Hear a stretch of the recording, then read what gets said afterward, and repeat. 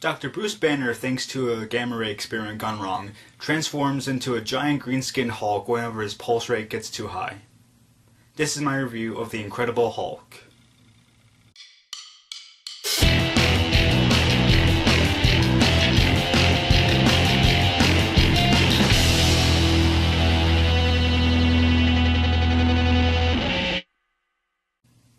I was going to review The Incredible Hulk last month in December, but I was loaded with college work that I couldn't do so I decided to do it in January, and here I am doing it now. And if you guys don't know, I should tell you that I'm reviewing all the Marvel Cinematic Universe Phase 1 movies before Avengers Age of Ultron comes out. And after I rewatched The Incredible Hulk movie a few months ago, I have to tell you guys that I thought that the movie was good.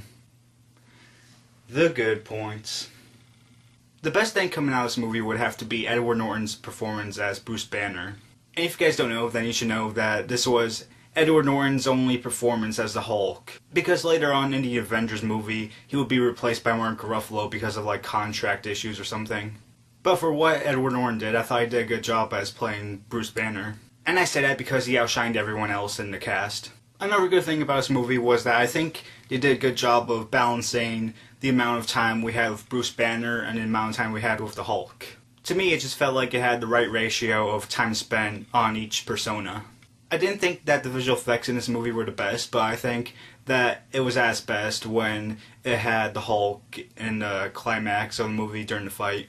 The sound design was done well for the movie. I thought the writing and the directing were both equally good, because the writing made me invest with the story that this movie had to offer. And the director, who I cannot name off the top of my head, but he did a good job of making us focus and having his direction on what he needed to direct. I found some of the editing in this movie to be good.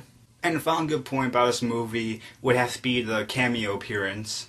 And I'll talk about that cameo appearance later on in the spoiler section. The bad points. The main problem that I had with this movie was with some of the directing and writing points of it. Because at some points I was wondering why the action scenes need to be directed like that. Or why there were some dialogue choices, or some choices as to where the story was going. And for the writing, I didn't find any, closure, I would say, with some of the characters. Another bad thing about this movie would have to be some of the editing. And what I mean by that was that there was some scene placement that I didn't really understand, and there were scene transitions that seemed weird to me. Then we get to the visual effects of this movie, and like I said before, I thought that the peak of the visual effects of this movie was with the fight that the Hulk had in the climax of the movie. But other than that, I just thought that the rest of the visual effects in this movie were just bad. Especially with the budget that I had, because I just found all the other scenes, well, most of the other scenes, because there were some other moments other than the climax of this movie that had good visual effects. But as for the rest of it that were not good, I just thought that they looked cartoony. And I say it because it didn't look like it had the right lighting to it, or it didn't look like it had the right texture to it. Something along those lines. And the final thing I have to say was with some of the chemistry between Edward Norton and Liv Tyler. So Liv Tyler plays Betty Ross in the movie. And I thought that the chemistry between the two actors was alright, but I found that there were some moments in the movie where the chemistry just didn't click with me. So at first I thought I was going to give this movie a bad grade, but actually after thinking about it more and more, I thought that The Incredible Hulk was actually a good movie, like I said, and therefore my rating for this movie is going to be a 3 out of 4 stars. If you're a fan of superhero or action movies, then I think you'll like this movie at least. But if you're not into the whole superhero or action genre, then you will not like this movie. Okay, spoilers for The Incredible Hulk. If you haven't seen this movie and you still want to see it, then get over now, because I'm going to be talking about the cameo appearance in this movie and why it was important for this movie. So if you still want to know who has the cameo in this movie, then get over now. So I always thought that this scene was weird in the movie, because you would think that this scene would be at the end credits.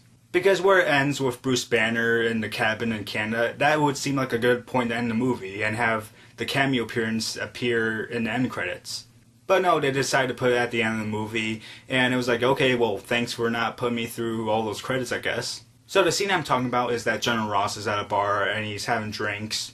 And then this person in a suit comes in and we don't see who it is because the camera's purposely under the person's head. And then we hear the person talk, and then it's like, oh, is that Tony Stark? And then Tony Stark comes into frame, and it's like, yep, it's Tony Stark.